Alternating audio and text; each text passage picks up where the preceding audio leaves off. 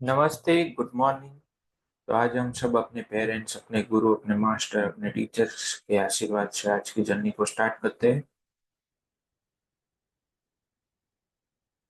तो हम ऑर्गेनॉन में पढ़ रहे हैं डोज के बारे में।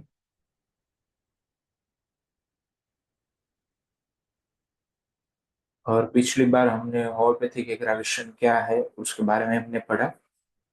Let us move forward.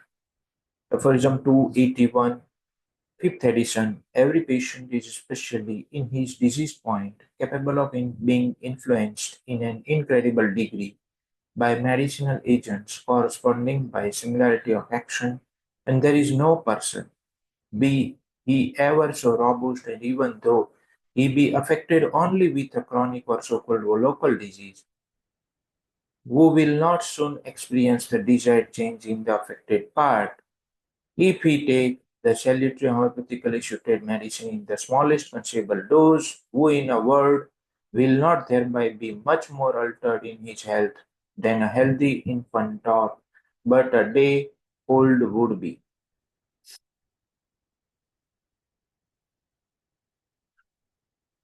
हर एक पेशेंट इस जो उसकी डिजीज पॉइंट में वो हर एक पेशेंट उस मेडिसिनल एजेंट से इन्फ्लुएंस होने में इनक्रेडिबल डिग्री में इन्फ्लुएंस होने में सक्षम है। हर एक पेशेंट उसकी सिम्टम सिमिलैरिटी के आधार पर। और इस दुनिया में ऐसा कोई भी व्यक्ति नहीं है, चाहे वो कितना भी मजबूत क्यों ना हो, रॉबस्ट क्यों ना हो, भले ही वो क्रॉनिक डिजीज से अफेक्टेड हो या सो कॉल्ड लोकल डिजीज से अफेक्टेड हो, जिसको दवाई के बाद उसके अफेक्टेड पार्ट में उसको जो चाहिए वैसा चेंज भले ही अनुभव ना हो, तुरंत अनुभव ना हो, अगर उसने ये जो लाभदायक डोज है होम्योपैथिक शूटेड मेडिसिन का, यानी कि स्मॉलेस्ट कंसीवेबल डोज को लिया है, और उसको तुरंत ही भले ही अनुभव ना हो, वो इन अ वर्ड कि जो एक शब्द में हम कहे वो will not thereby be much altered, तो हम दूसरे शब्द में कहे तो वो इन इस स्मॉलेस्ट डोज से तुरंत उतना ज्यादा अल्टर नहीं होगा, उसकी हेल्थ में कोई बदलाव तुरंत नहीं आएगा। वही पुराने दिनों जैसे ही वो जो हेल्थी इन्फेंट्स की जो हेल्थ होती है उससे भी कम अल्टर होती है। How insignificant and ridiculous is mere theoretical skepticism in opposition to these unerring, infallible, experimental proof कि ये कितनी इनसिग्निफिकेंट एंड रिडिकुलस बाबत है, सिर्फ और सिर्फ थियोरिटिकल स्केप्टिसिज्म है, कि कितना ये रिडिकुलस थियरी है, जो ये अनएरिंग, इनफॉलिबल, एक्सपेरिमेंटल प्रूफ है, अनुभव से जो साबित हुआ है, उससे ये कितना रिडिकुलस और इनसिग्निफिकेंट लगता है कि स्मॉलेस्ट पॉसिबल डोज से कुछ भी चेंज नहीं होगा। ये जो है वो मूर्खामी जैसा है, रिडिकुलस है, इनसिग्निफिकेंट है, इसकी कोई वैल्यू नहीं रहती। वही सिक्स एडिशन में अलग तरीके से हमें समझाया, वही बात है। In order to be convinced of this, इस इन बातों से हमें कन्विंस होने के लिए, यानी कि पिछले एपोरिज्म में जो बातें बोली कि एक डोज है वो स्मॉलेस्ट होना चाहिए, वो अगर उसको जहाँ पर इंडिकेट हो तो उसको ग्रेजुअली असेंडिंग मॉडरेट डोज में देना चाहिए। कब तक? जब तक कोई नए सिम्टम या पुराने सिम्टम जो शुरुआत में थे, प्रोड्रोमल सिम्टम थे, वो आ न जाए, तब तक उसको रिपीटेशन में देना है, ड्रॉपर अगर यूज करते हैं तो इन बातों से कन्विंस होने के लिए the patient is left without any medicine for 8, 10 और 15 डेज। 8, 10 या 15 दिनों तक कोई भी दवाई के बिना इसको छोड़ देना है। मीन उस टाइम में giving him only some powders of sugar of milk, उस टाइम में उसे कुछ शुगर ऑफ मिल्क के पाउडर्स देने, यानी कि एसएल देनी है।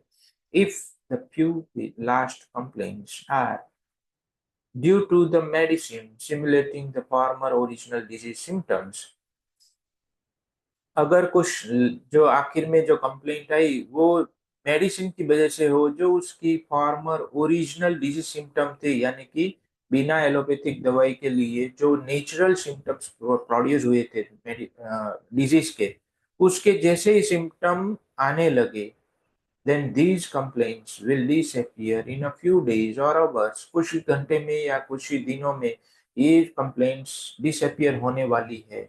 इसीलिए हमें इसको सिर्फ एसएल पे रखना है। If during these days without medicine, इन दिनों में दवाई के बिना, while continuing good hygienic regulations, nothing more of the original disease is seen, he is probably cured. तो उसके साथ साथ एक हाइजीनिक रेगुलेशन के साथ, डाइट एंड रेजिमेंट के साथ, अच्छे डाइट एंड रेजिमेंट के साथ, ओरिजिनल डिजीज में ज्यादा कुछ नहीं दिखेगा और वो प्रॉबेबली क्योर्ड हो गया है या हो रहा है। But if in the later days, लेकिन कुछ दिनों के पश्चात, traces of the former morbid symptoms should show themselves, कि कुछ सिम्टम्स जो फॉर्मर मॉर्बिड सिम्टम्स है, डिजीज है, उसके कुछ पहले के कुछ सिम्टम के ट्रेसिस हमें दिखे, तो क्या करना है? They are remnants of the original disease, not wholly extinguished.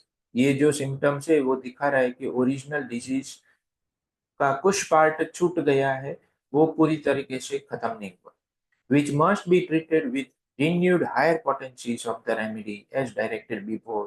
अब उसको वही दवाई की हायर पोटेंसी से हमें ट्रीट करना है, जैसा आगे समझाया इसी तरीके से ड्रॉपर में दो। If cure is to follow, कि अगर क्योर आ जाता है, the first small doses must likewise be again gradually raised higher. अगर क्योर चालू हो जाता है तो फिर से वैसा ही स्मॉल डोज जो पहले दिया है, पहला जो हायर पोटेंसी का डोज दिया है ड्रॉपर में से, उतना ही स्मॉल डोज को थोड़ा थोड़ा 2 स्ट्रोक देके या 5 स्ट्रोक देके आप उसकी पोटेंसी को रेज करते करते आगे बढ़िए। But less and more slowly in patients where considerable irritability is evident. और जहां पर रिपीटेशन में देने से पेशेंट इरिटेबल हो जाता है, सेंसिटिव हो जाता है, तो वहां पर पेशेंट की बॉडी की इरिटेबिलिटी बढ़ जाती है, तो वहां पर और स्लोली उसको हायर की तरफ जाना है, और उसकी रिपीटेशन को भी स्लो कर देना है, लेस कर देना है। और उसके डोज को भी आप लेस कर सकते हो, जैसे कि अगर 200 में से 200 ml वाटर में 5 ड्रॉप्स डाल के उसमें से 1 चम्मच दिया है, तो उसमें से फिर आधा चम्मच ही दो। तो ये डोज को भी आप मिनिमाइज कर सकते हैं। 5 ड्रॉप्स की जगह 1 ड्रॉप डाल के, 1 चम्मच पानी में 1 ड्रॉप डाल के दो। तो ये भी एक आपने पेशेंट की इरिटेबिलिटी और सेंसिटिविटी को ध्यान में रखते हुए उसकी डोज को काफी कम किया, और रिपीटेशन भी स्लोली देना है। Evident then in those of less susceptibility, where the advantage to higher dosage may be more rapid। और जहां पर लेस ससेप्टिबिलिटी है, लेस इरिटेबिलिटी है, वहां पर ये जो हायर डोजेज है उसमें उसमें एडवांस हम और रैपिडली कर सकते हैं, यानी कि जो 2 स्ट्रोक देते वहां पर 10 स्ट्रोक दिलवा सकते हैं, या 15 स्ट्रोक्स, या और ज्यादा भी हम स्ट्रोक्स देके उसकी पोटेंसी को बहुत ज्यादा हायर कर सकते हैं। There are patients whose impressionability compared to that of the insusceptible ones is like the ratio as 1000 to 1। ऐसी इम्प्रेशनेबिलिटी जो इनससेप्टिबल है, उससे ये जो इम्प्रेशनेबिलिटी वाले, यानी कि जो सेंसिटिव हो जाए, इरिटेबल हो जाए दवाई से, उसकी रेशियो 1000 में से 1 है। तो इम्प्रेशनेबल 1000 है, और एक ऐसे होंगे जो इनससेप्टिबल है, यानी कि हमने जो जो क्राइटेरिया फॉलो करना चाहिए वो कैसा करना चाहिए, कि यही मान के चलना चाहिए कि सब लोग इम्प्रेशनेबल है, सेंसिटिव है, इरिटेबल है, तो उनको उसी तरीके से स्लो लेस रिपीटेशन के साथ ट्रीटमेंट चालू करनी चाहिए, क्योंकि इसका रेशियो 1000 to 1 है। Aphorism 282, fifth edition say the smallest possible dose of homeopathic medicine capable of producing only the very slightest homeopathic aggravation will, because it has the power of exciting symptoms bearing the greatest possible resemblance to the original disease, but yet stronger even in the minor dose, will attack principally and almost solely the parts in the organism that are already affected, highly irritated, and rendered excessively susceptible to such a similar stimulus, and will alter the vital force that rules in them to a state of very similar artificial disease, somewhat greater in degree than the natural one was. तो ये जो smallest possible dose है homeopathic medicine का, कि जो produce करने में सक्षम होती है होम्योपैथिक एग्रावेशन को, ये स्मॉलेस्ट पॉसिबल डोज, क्योंकि उसकी जो पावर है एक्साइटिंग सिम्टम्स करने की पावर है, सिम्टम्स को एक्साइट करने की पावर, कि जो ओरिजिनल डिजीज के रिजेम्बलेंस में होती है, सिमिलरिटी में होती है, वही सिम्टम्स को एग्रावेट करती है, यानी कि बढ़ाती है, एक्साइट करती है। और ये काफी स्ट्रॉन्गर मैनर में होता है ओरिजिनल डिजीज से, उसके माइनर डोज में भी ऐसी ताकत है। ये डोज विल अटैक प्रिंसिपली, वो अटैक करता है प्रिंसिपली एंड ऑलमोस्ट सॉलिडली सिर्फ एकमात्र उन्हीं पार्ट्स को लिविंग ऑर्गेनिज्म के जो ऑलरेडी अफेक्टेड है, जो ऑलरेडी हाईली इरिटेटेड है, जो ससेप्टिबल है ऐसे स्टिमुलस से, इसीलिए तो बीमार हुआ। अब कैसे स्टिमुलस से ये ससेप्टिबल है, एज फॉर एग्जांपल इसको हम थोड़ा हैमर से समझेंगे। हैमर ये समझाते हैं कि जो आगे भी हमने स्किन का एग्जांपल लिया है काफी बार, तो अभी फिर से हम स्किन का एग्जांपल लेते हैं कि हैमर कहते हैं कि स्किन में स्पेशली एपिडर्मिस अफेक्ट होती है सेपरेशन कॉन्फ्लिक्ट से। तो ये उसकी स्टिमुलस हुई सेपरेशन कॉन्फ्लिक्ट, और skin is susceptible to separation conflict. लेकिन हर एक केस में नहीं होता, जहां पर जो लोग सेपरेशन कॉन्फ्लिक्ट से ससेप्टिबल है उनको स्किन अफेक्ट होगी।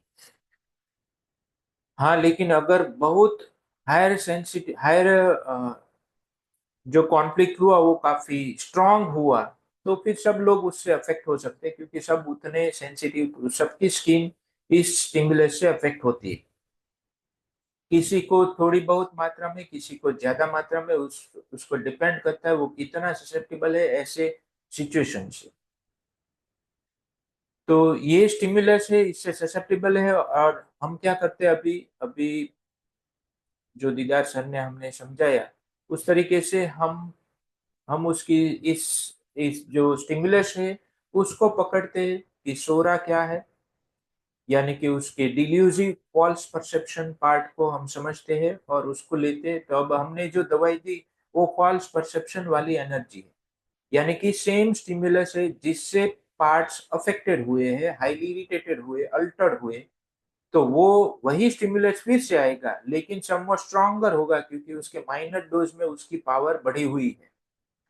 तो ये स्ट्रॉन्गर तरीके से इसको अफेक्ट करता है, अटैक करता है, and will alter the vital force that rules in them to a state of very similar artificial disease। तो vital force को उस ग्रेटर डिग्री में, वाइटल फोर्स को जो जो हमारी बॉडी के हर एक सेल में है, हर एक कण कण में हमारा वाइटल फोर्स है, उसको similar artificial strong similar stronger artificial disease से अब वो अल्टर हो जाता है, यानी कि अब उससे अफेक्ट होता है। नेचुरल डिजीज का प्रभाव खत्म हो जाता है यहाँ पर, somewhat greater in degree than the natural one was, the artificial disease will substitute itself for the natural original disease, so that the living organism now suffers from the artificial medicinal disease alone, which from its nature and owing to the minuteness of the dose, it will soon be extinguished by the vital force. So that is striving to return to the normal state. And if the disease were only an acute one, the body is left perfectly free from disease, that is to say, quite well.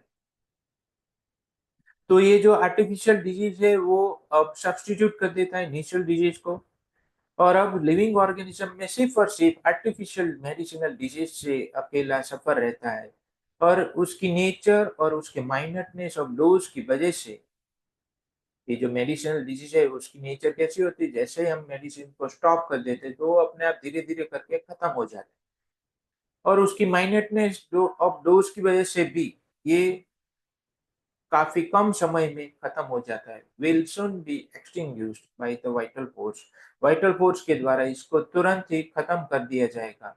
That is striving to, और ये प्रयत्न करेगा कि normal state में वापस आ जाए, यानी कि फ्री फ्रॉम डिजीज हो जाए और क्वाइट वेल रहे। तो इस तरीके से होम्योपैथी में पेशेंट सही होते हैं। ये उसकी मॉडस ऑपरेंडी है, जैसा कि एफोरिज्म नंबर 26 में हमें समझाया। उसी पार्ट को और इलाबरेट करके और बेहतर तरीके से हमें समझ। तो आज के सेशन को हम यहाँ स्थगित करते हैं, कल फिर से आगे की जर्नी की ओर बढ़ेंगे। तब तक के लिए thank you, goodbye, take care, love you all.